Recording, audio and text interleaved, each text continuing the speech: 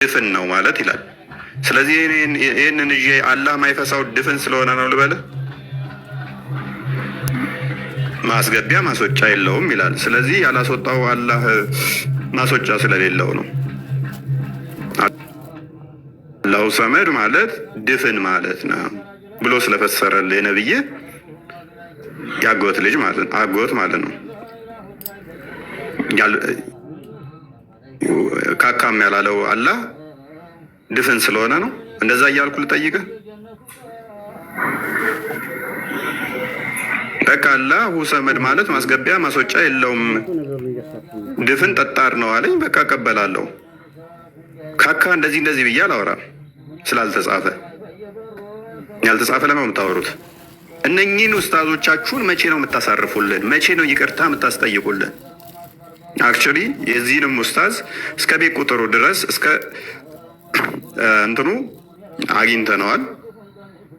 ስሙ እስከ አያቱ እስከ ቤት ቁጥሩ ድረስ ማለት ነው። የጊዜ ጉዳይ ነው፣ የጊዜ ጉዳይ ነው ማለት ነው። ስለዚህ ይህን ይመስላል። ቅድሚያ ጣቶቻችሁ ወደ ሰው ከመጠቆማችሁ በፊት ወደ ራሳችሁ መለስ ብላችሁ ተመልከቱ። ከእስልምናው ጋር ያለን ይህን ይመስላል።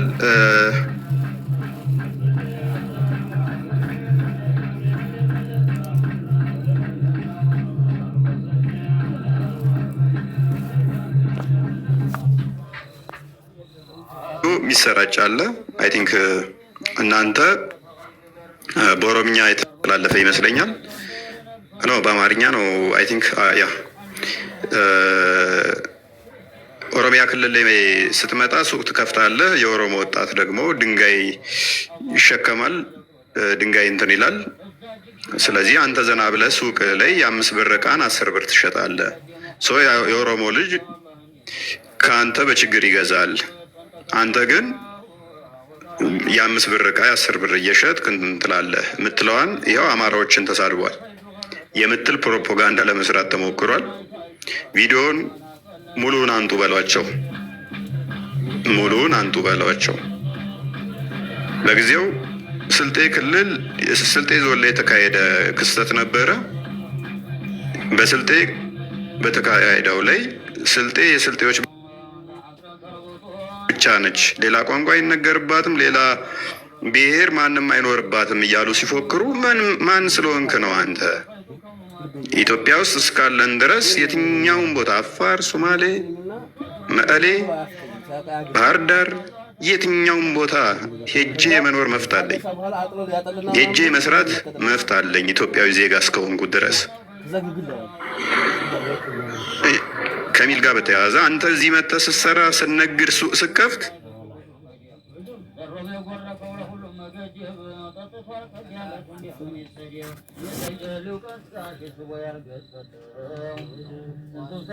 የአንተ ሱቅ ላይ ወረውረዋል ነው ሀሳቡ።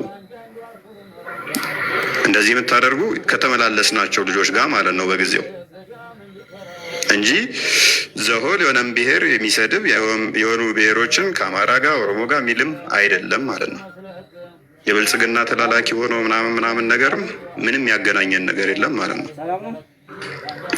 ብልጽግናም ሆነ ተቃዋሚዎችም ሆኑ ምንም ያገናኘን ነገር የለም። ብልጽግና መልካም ከሰራን እኔ ምን አገባኝ? እኔ አመሰግነዋለሁ።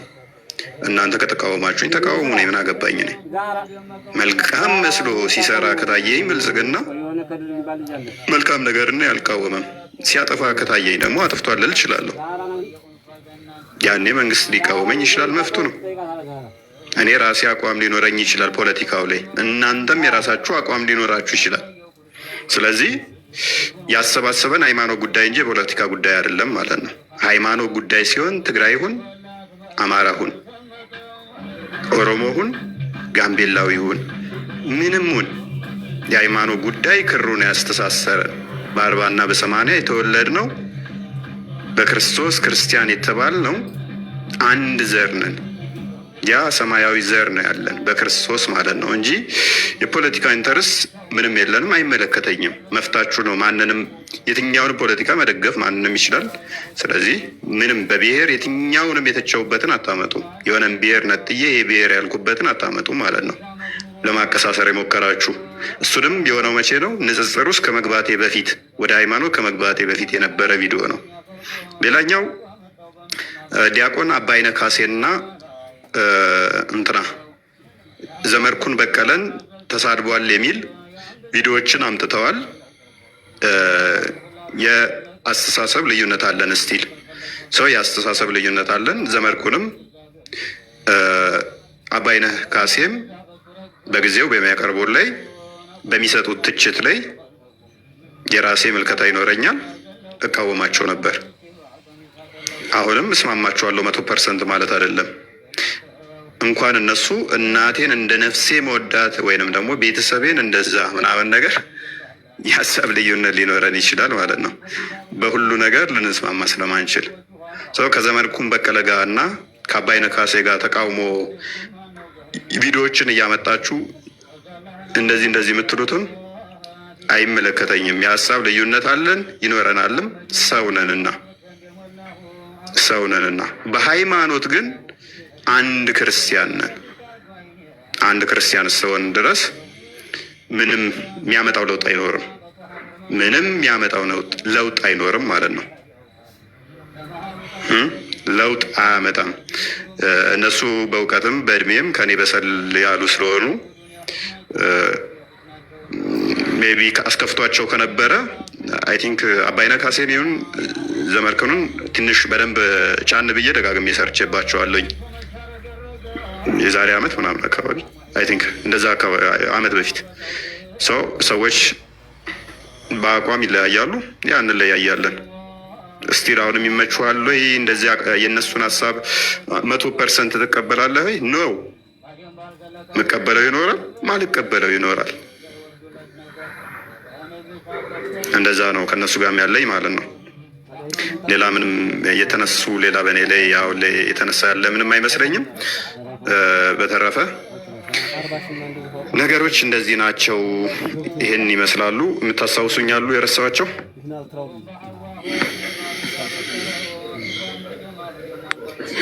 አይ ቲንክ እንግዲህ ያ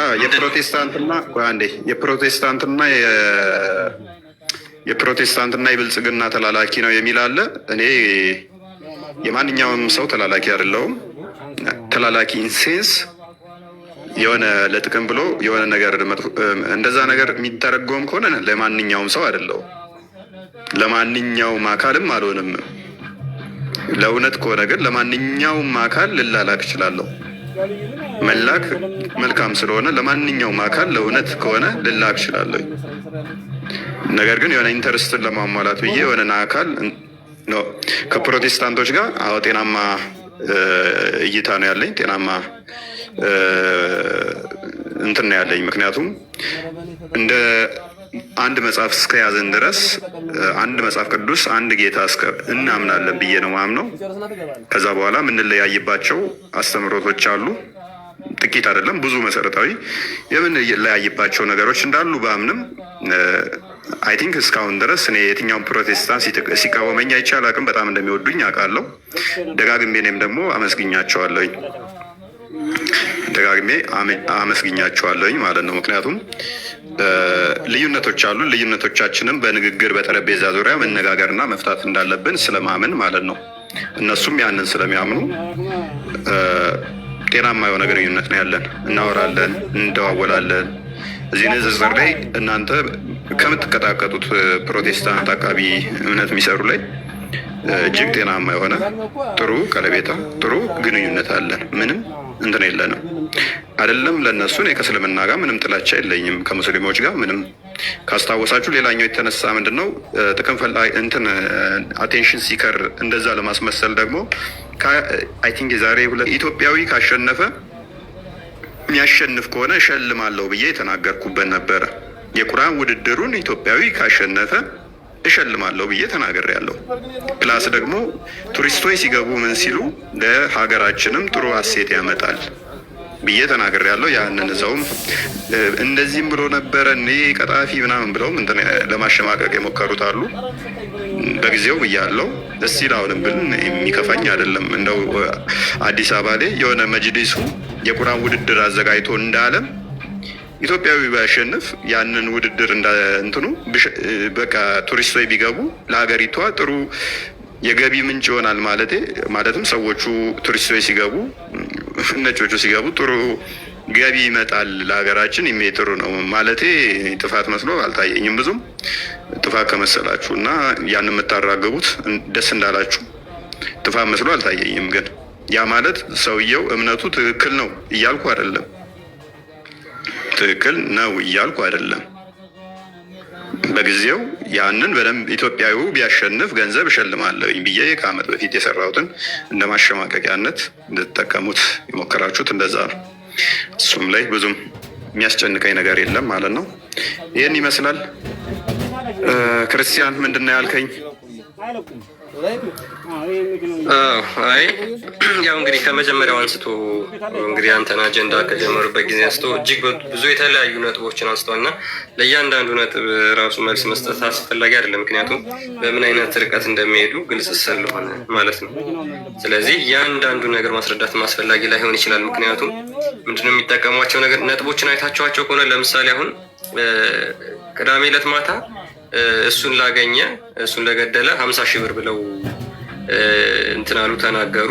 ከዛ በኋላ በንጋታው ደግሞ እንደማይሳካ እንደማይሆን ሲያውቁ 300 ሺህ ብር አሉ። 300 ሺህ ብር እሱን ያገኘ እሱን የገደለ 300 ሺህ ብር እንሸልማለን፣ ጉርሻ እንሰጣለን አሉ። ዛሬ ደግሞ ከሰዓት ቆየት አሉና ምን አሉ? 400 ሺህ ብር አሉ። ወይ ነገም ይጨምራል። ነገ ደግሞ 500 ሺህ ሊሆን ይችላል እያለ ይቀጥላል።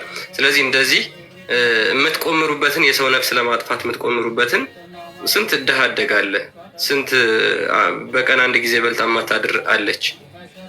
እናንተ ጾም ነው ለረመዳን ሰደቃ እናወጣለን ትሉ የለ ለድሃ ስጡ፣ ለድሃ ብሉበት። ሰውን ለማሳረድ ይሄ ምንድነው ደም የጠማው ካራ ሁልጊዜ ደም ለማስላስ ከመሞከር ምንድነው ድሃዎችን እርዱበት፣ ድሃ አደጎችን እርዱበት፣ እናቶችን እርዱበት።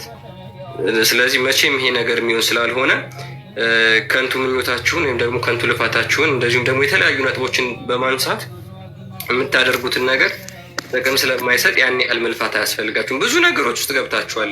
ሶሻል ሚዲያውንም አካየነው እጅግ በጣም ብዙ ነገሮች ተነስተዋል። ግን ምንድነው በአንዱም ነጥብ አንተ ሊጥሉ እንደማይችሉ ግልጽ ነው። በየትኛው ነጥብ ማለት ነው። አስቀድሞ እዚህ ነገር ውስጥ የተገባው በአስተምሮ ነው። ኑና አስተምሮታችሁ ሞግቱ፣ ኑና ጥያቄ አለን ያንን መልሱ፣ ኑ ተወያዩ፣ ኑ መልሱ ነው የተባለው። ያንን ደግሞ እናንተ አስቀድማችሁ ስለጀመራችሁት ነው እንደዚህ አይነት ነገሮች የተጀመረው። ስለዚህ አስተምሮ ሃይማኖታዊ በሆኑ ነገሮች ተነሳ፣ ፖለቲካ ውስጥ ከተታችሁት፣ ሶሻል የሆኑ ነገሮች ላይ ያስገባችሁ፣ ራሳችሁን ብሔርተኝነት ውስጥ አስገባችሁ፣ ምን ውስጥም አስገቡ፣ ኢዳዝም ማተር ምንም ነገር የሚመጣ ምንም ነገር የሚፈጠር ነገር ስለሌለ ማለት ነው። ስለዚህ የመጨረሻ ኃይላችሁን አሁን እየተጠቀማችሁ ነው እናውቃለን። ነገ ምንም የሚፈጠር ነገር የለም። አይደለም 500 ሺህ ብር 1 ሚሊዮን ብር 5 ሚሊዮን ብር ብትወድም ምንም የሚመጣ ነገር ስለሌለ ማለት ነው። ያለው በህገ መንግስት የሚተዳደርበት ፍትህ ያለበት ሀገር ነው ያለው። በሸሪያ የሚተዳደርበት ሳውዲ አረቢያ፣ ኢራቅ ወይም ደግሞ ኢራን አይደለም ያለው። ስለዚህ ሁላችሁም አደባችሁን ይዛችሁ ብትቀመጡ የተሻለ ይሆናል ለማለት ነው። ማንም እናንተ እንደዚህ አይነት ነገሮችን ስትዘሩ ቆሞ የሚያችሁ የሚመለከታችሁ ክርስቲያን የለም። ሁላችንም በክርስቶስ አንድ ነን። ሁላችንም ወንድ የለም፣ ሴት የለም፣ ባሪያ የለም፣ ጨዋ የለም ተብለናል። ስለዚህ ሁላችንም በክርስቶስ ኢየሱስ አንድ የሆንን አካል የክርስቶስ አካል የሆንን ሁላችንም ደግሞ እንደጋገፋለን። ስለዚህ ከንቱ ምኞታችሁን በከንቱ ባትደክሙ እጅግ በጣም መልካም ነው። ብዙ ነገሮች ውስጥ መግባት አያስፈልጋችሁ እንደማለት ነው። እንደ አጀንዳ ግን የእናንተ አጀንዳ ምንድነው? እንደ አጠቃላይ ሀገሪቷ ላይ እንዲደረግ ወይም ደግሞ የምታስቧቸው ነገሮች ምንድነው? እጅግ በጣም በተደጋጋሚ ብዙ ጊዜ እንደዚህ ሃይማኖታዊ እሾች ሲነሱ የምንሰማቸው ነገሮች አሉ። የእናንተን ቤተክርስቲያን መስጊድ እናደርጋለን፣ ይቺ ሀገር በሸሪያ ትተዳደራለች፣ ክርስቲያኖችን ከዚህ ሀገር እናጠፋለን፣ እንደዚህ አይነት ነገሮች አሉ። ለምሳሌ ከነዛ ውስጥ እንዲያው በትንሹ አንድ ሁለት ቪዲዮ ስላሳያችሁ እና ከዛ ወደ ቀጣይ ሀሳቦች ካሉ እንሄዳለን።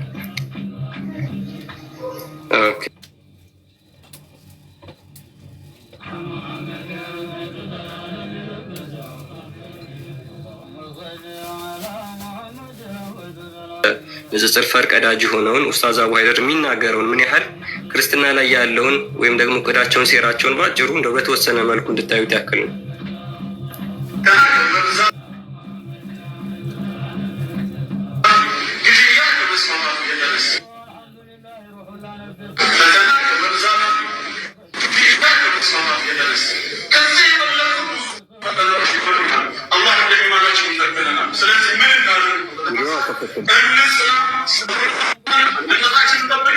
ወይ ቀጥል። እሺ አሁን ከፍቷል፣ ይሰማል?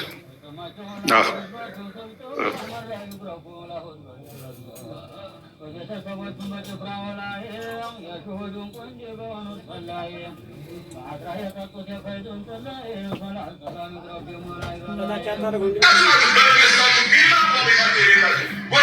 ስንቶቻችሁ ናችሁ ቢላ እንኳን ገዝታችሁ በግ እንኳን ገዝታችሁ ቢላ በቤታችሁ ያላስቀመጣችሁ?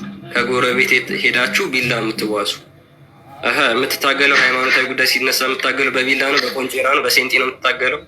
አላማቸውን ተመልከቱ። አላማቸውን ይሄ ቀላል ሰው አይደለም። በነገራችን ላይ ኡስታዝ አቡ ሀይደር ይባላል።